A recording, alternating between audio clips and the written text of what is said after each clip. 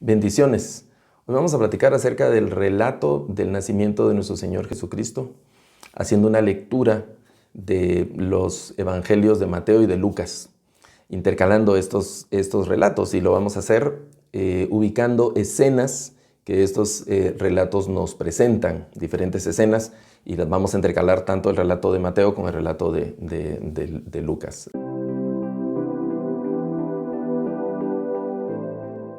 La primera escena a la que podemos hacer mención es la escena donde el ángel se presenta a María a anunciarle que ha sido elegida de parte de Dios. La llama bienaventurada, la llama bendita entre las mujeres, porque Dios la ha elegido para que su vientre sea el receptor del milagro de la encarnación del Hijo de Dios. El nacimiento del Salvador a través de María como el instrumento elegido de parte de Dios. Y hay un diálogo interesante entre el ángel y María. María está asombrada, empezando por la forma en la que el ángel la saluda, que no es usual, era un saludo demasiado protocolario para una muchacha sencilla que hasta este momento había sido pues como sin mayor relevancia en apariencia de María.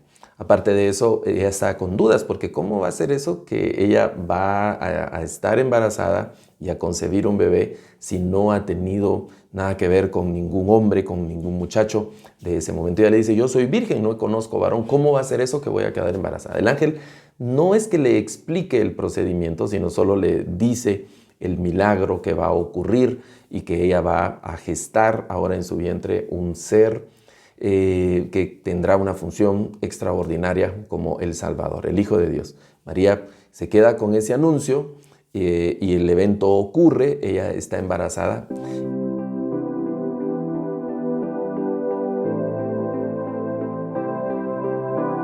Y ahora hay que pasar a la siguiente escena en esos relatos, y la siguiente escena es cómo Dios le habla a José del embarazo de María. Lo que dice Mateo es que se halló que María estaba embarazada.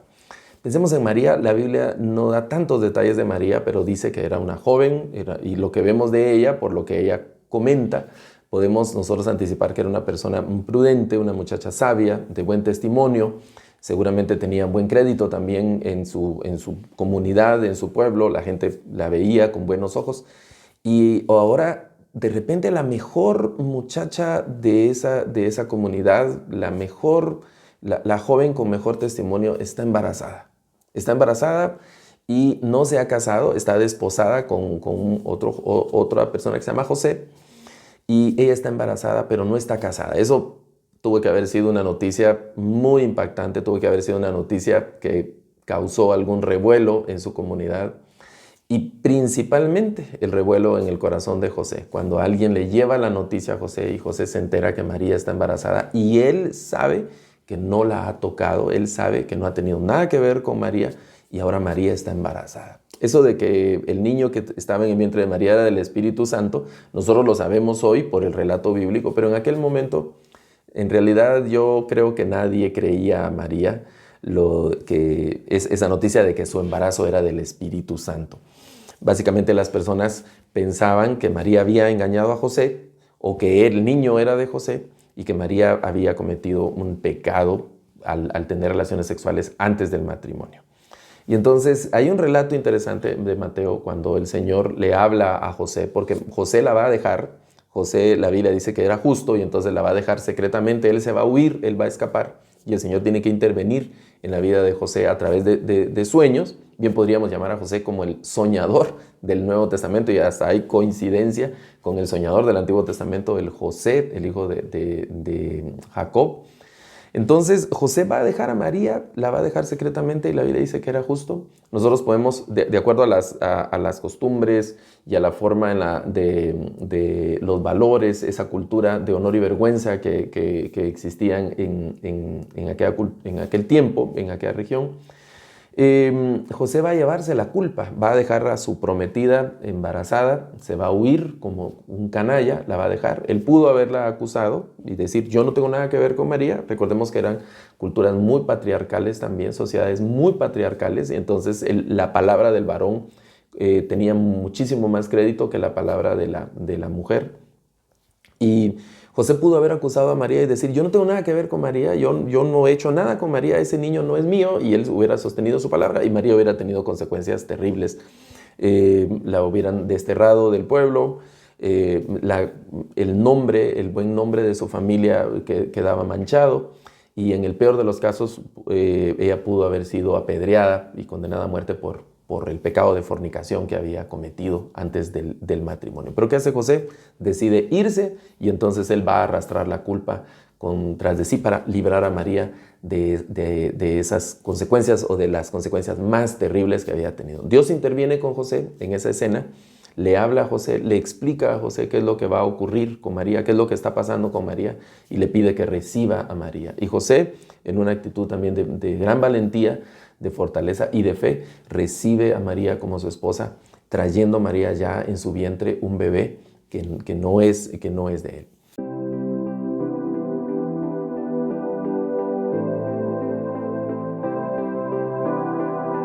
La siguiente escena que nosotros encontramos en los evangelios es la escena donde María visita a Elizabeth, que son familiares, y Elizabeth está ya embarazada del que va a ser Juan el Bautista. El Señor también, hay un relato de Lucas donde el Señor le habla a Elizabeth y a su esposo, principalmente a su esposo, acerca del nacimiento de ese niño que va a ser una especie de compañero de ministerio de Jesús, Juan el Bautista.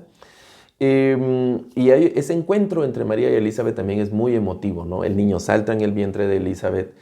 Luego de esa charla y esa plática que tienen estas dos mujeres piadosas, Elizabeth es de mayor edad, María es más joven. Y luego de eso, el relato bíblico describe el poema, ese cántico de María, que algunos han llamado el Magnificat de María.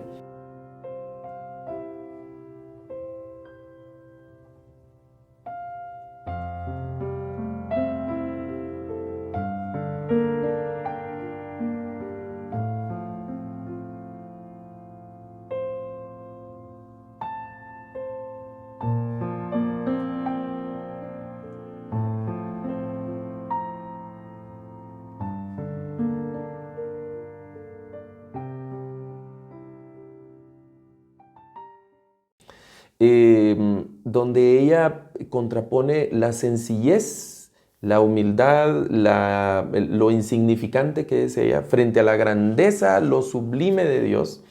Y a pesar de eso, Dios la ha tomado en cuenta para hacerla portadora de un milagro, para hacerla portadora en su vientre del que será el Salvador del mundo, el Salvador de su pueblo, el Salvador del mundo. Nuestro Señor Jesucristo. Entonces ese cántico es un cántico muy emotivo, muy bello, y representa también el pensamiento y el sentimiento de María, de gran humildad, de gran sencillez frente a la gracia, la misericordia y el favor de Dios al tomarla a ella en cuenta. Esa es la siguiente escena.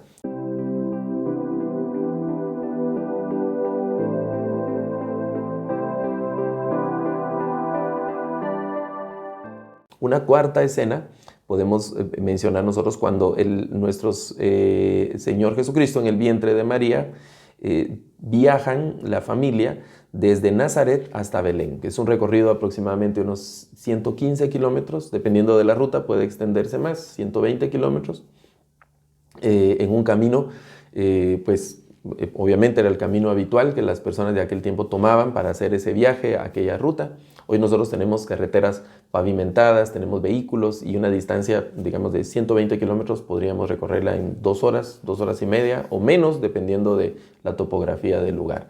Pero en aquel tiempo representó probablemente algunos días, un par de días o 3 días. Recordemos que María va embarazada en ese recorrido, y no tiene el mismo desempeño de una muchacha que no está embarazada, ¿no? María era una campesina muy fuerte, acostumbrada al trabajo duro del campo donde ella vivía. Nazaret no era precisamente una ciudad moderna, sino que era una aldea, y había mucho trabajo que representaba ejercicio físico para las jóvenes como María. Pero a pesar de eso, María va embarazada. Entonces podemos nosotros inferir que representa un esfuerzo diferente para María. Hacer ese recorrido no es en un tiempo normal, pero hacen el recorrido, van a Belén en el contexto de un censo Se ha discutido mucho el tema del censo, el tiempo y quiénes organizan el censo. Y eso ahí decimos nosotros como mucha tela que cortar en cuanto a la ubicación temporal de ese censo también. En ese contexto es donde la familia de José y María van a Belén, y estando en Belén se llega el tiempo del alumbramiento. Ellos están con el trabajo de parto, ellos están con ese evento tan dramático, tan complicado, de tanto riesgo para las mujeres de dar a luz. Hoy nosotros en las urbes, en las ciudades, en los pueblos, hay algunas facilidades, no para tantas mujeres, para un buen número sigue representando un gran riesgo y lamentablemente, principalmente en países como nuestros países latinoamericanos, hay una tasa de mortalidad materna en el contexto del parto muy dramática y muy lamentable porque no hay acceso a los servicios médicos, no hay acceso a los servicios profesionales de atención del parto. Y se genera siempre ese oficio, digamos, campesino, ese oficio en ocasiones también bastante rural de las personas que atienden partos, las parteras en los diferentes países reciben diferentes nombres y en ocasiones no son los mejores servicios y se complica, cuando hay una complicación en el parto, las mujeres lamentablemente fallecen. Esa sigue siendo una estadística de dolor y una estadística que de alguna forma nos confronta en nuestras realidades sociales en Latinoamérica. María está sola con José en aquel momento y no están en el mejor de los lugares, no estaban en una clínica, no estaban en un lugar esterilizado ni en un lugar apropiado como para que naciera un bebé. Hay algo interesante del relato del nacimiento del Señor y es que no encuentran un lugar apropiado para María. Hay una especie bueno, hay tantas cosas que podríamos interpretar porque no hay un lugar. Nosotros pensamos, pero ¿cómo es eso que las personas no le podían dar un lugar para que María, si la veían en labor de parto, para que ella pudiera tener a su bebé de manera apropiada? Pero no, terminan en un pesebre, en un establo, digamos, en un redil donde estaban los animales. Las construcciones de aquel tiempo pues básicamente consistían en dos grandes ambientes o habitaciones en las casas populares, las construcciones más comunes, donde habitaba la familia y en el mismo techo, en el mismo lugar estaban también los animalitos, donde los cuidaban del frío, de los depredadores y otro tipo de peligros. Y ahí está José y María en el área donde están los animalitos, y luego de tener al bebé lo envuelven en sus pañales y lo ponen en el pesebre. La palabra pesebre, que significa precisamente eso, redil o un lugar cercado, un lugar donde se cuidan los animales y específicamente el lugar donde se les ponía la comida a los animales, el forraje, lo que los animales comían en ese lugar. Y ahí está Jesús recién nacido, acostado en un humilde pesebre. En esa escena también muy emotiva, luego del dramatismo del parto, luego del dramatismo del alumbramiento, está ahora ahí el niño acostado en un pesebre.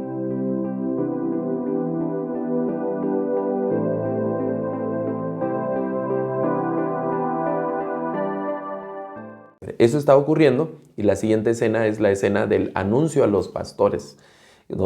La Biblia dice que en esa misma región hay pastores que están cuidando las ovejas, los rebaños. Es de noche y aparece un ángel para avisarles que había nacido en Belén el Hijo de Dios, el Salvador del mundo. Y luego de eso se abren los cielos y hay una increíble cantidad de ángeles que aparecen en una fiesta, en una celebración, anunciando el nacimiento del Señor, celebrando el nacimiento del Señor, invitando a los pastores a que fueran también a presentar sus reverencias y a alegrarse juntamente con ellos por la noticia del nacimiento del Salvador. Eso es algo también muy emotivo, esa escena donde hay mucho júbilo, mucha alegría y mucha esperanza también. Estos pastores, gente sencilla, gente que estaba trabajando, gente que estaba en las vigilias, dice, de la noche, expuestos en medio del campo, probablemente pensando en el futuro de su familia, en su futuro individual, les llega la mejor noticia que hayan recibido en toda la vida. Ha nacido el Salvador del mundo y ellos reciben como una especie de primicia de esa noticia también. Eso es algo sumamente bello.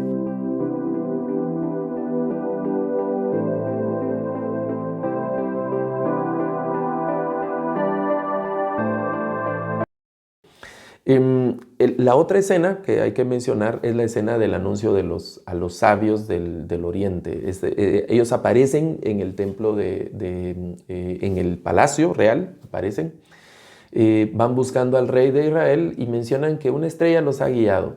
Hay que preguntarnos con cuánto tiempo de anticipación estas personas recibieron ese anuncio. ¿Desde dónde venían? No sabemos con exactitud desde dónde venían, de qué región eran. Solo los mencionan como sabios del oriente. Y ellos reciben un impacto y ven señales en los cielos y esa señal los lleva a Israel. ¿Y con cuánto tiempo salieron?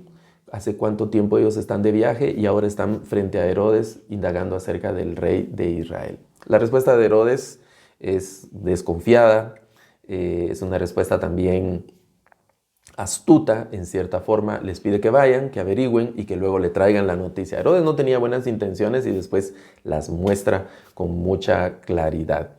Él no tenía la intención de adorar al niño o de buscar al niño, sino tenía la intención de matar al niño y quitar de tajo cualquier riesgo que podría poner en duda su gobierno y que podía poner en duda su liderazgo también. Esa era la intención de Herodes, ¿no? Él pensó, el rey de Israel, él estaba pensando en un conflicto político, en un conflicto bélico, en un conflicto ahí terrible de intereses en el que entró. Entonces van los sabios, encuentran al niño, encuentran el lugar y justo cuando van a regresar, el Señor les advierte que regresen por otro camino y ya no van con Herodes. El resultado de ese evento en los capítulos siguientes en Lucas es dramático también porque se desata esa matanza horrible, irracional de los niños de la región con tal de matar a ese niño, ¿no? Si no es porque el Señor también le avisa a José a través de sueños que huya con su familia a Egipto, pues seguramente Jesús hubiera muerto en esa matanza también. Pero el Señor tenía un plan ahí perfecto y José huye con su familia a Egipto, es lo que nosotros vemos. Hay algo interesante, ¿no?, que presentan los sabios, que esa sería la siguiente escena.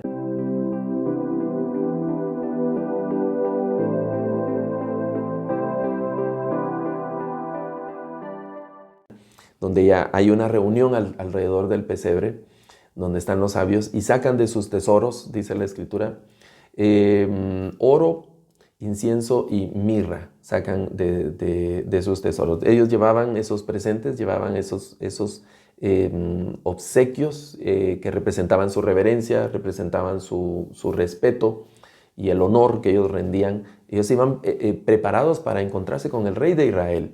No estaban pensando en visitar a un niño humilde, de una familia humilde que provenía de Nazaret y que estaba ahí precisamente acostado en un pesebre insignificante como lo encontraron. Pero abren sus tesoros que ellos habían preparado al momento de salir y se los presentan al Señor. Eso tiene algunos significados muy importantes que podemos mencionar. Se han dicho varias cosas, pero yo quiero mencionar en este momento tanto el oro, el incienso y la mirra, haciendo referencia a esos tres grandes oficios que el Señor representó en su vida ministerial y de alguna interpretación y acercamiento teológico a esos grandes oficios. El oro, que representa la realeza en el oficio de nuestro Señor como Rey. El incienso, que representa la divinidad, y el incienso también presente en las ofrendas y en los sacrificios, en el tabernáculo y en el templo. Representa también el oficio sacerdotal de nuestro Señor Jesucristo. Y la mirra, que recuerden que estando en la cruz el Señor le dieron una bebida mezclada con mirra, representa los padecimientos derivados del ministerio de nuestro Señor Jesucristo. Y la mirra también vamos a ponerla como representante de ese ministerio profético en el sentido de los padecimientos que van junto a la declaración de ese mensaje de parte del Señor, que representa el oro, la realeza. El incienso representa la divinidad y el oficio sacerdotal de nuestro Señor Jesucristo, y la mirra, que representa los padecimientos y el oficio profético de nuestro Señor Jesucristo como Rey, como sacerdote y como profeta. En esta escena de los sabios alrededor del pesebre, estando ahí José, María, no sabemos si se juntaron los sabios con los pastores en el pesebre o fue en un diferente momento. Encontramos una escena muy emotiva también de reverencia, de adoración, de alabanza, de rendición, de entregar, de admiración, de quebrantamiento, de mucha humildad. Eso debe de impactar nuestros corazones hoy en el contexto de estas conmemoraciones del nacimiento del Señor, para llevarnos en una actitud de humildad, en una actitud de quebrantamiento a sus pies, siempre entregando lo mejor que tenemos, reconociendo su realeza, su divinidad y reconociendo también su oficio profético como el gran profeta del Señor, como el gran mensaje del Señor, que dice Hebreos que el Señor antes habló a través de los profetas, pero ahora nos ha hablado a través de su Hijo, en su Hijo. Él es el mensaje mismo del Señor encarnado, aunque en aquel momento los sabios estaban postrados, veámoslos postrados, frente a un niño insignificante, un niño todavía vulnerable, un pequeño niño con poco tiempo, muy poco tiempo de nacido, pero que representaba gran esperanza. Ellos regresaron llenos de esperanza, llenos de luz, llenos de paz. ¿Qué hacemos nosotros hoy? ¿Con qué actitud nos acercamos hoy al pesebre? ¿Con qué actitud nos acercamos hoy al Señor? ¿Qué esperamos? Lamentablemente yo creo que muchas personas en este contexto de este tiempo les ocurre lo que Pablo encontró caminando en las calles de Atenas, un altar que decía el altar al Dios no conocido. Muchos se dejan llevar por la emotividad de la época, se dejan llevar por los colores, los sabores, los olores, los sonidos, pero pierden de vista el verdadero motivo, la verdadera razón. Y eso es algo en que nosotros debemos meditar. Este acontecimiento maravilloso de la encarnación en el nacimiento de nuestro Señor Jesucristo es el acontecimiento que ha llenado de luz y de esperanza al mundo y nuestra vida en particular. Un abrazo, que el Señor les bendiga.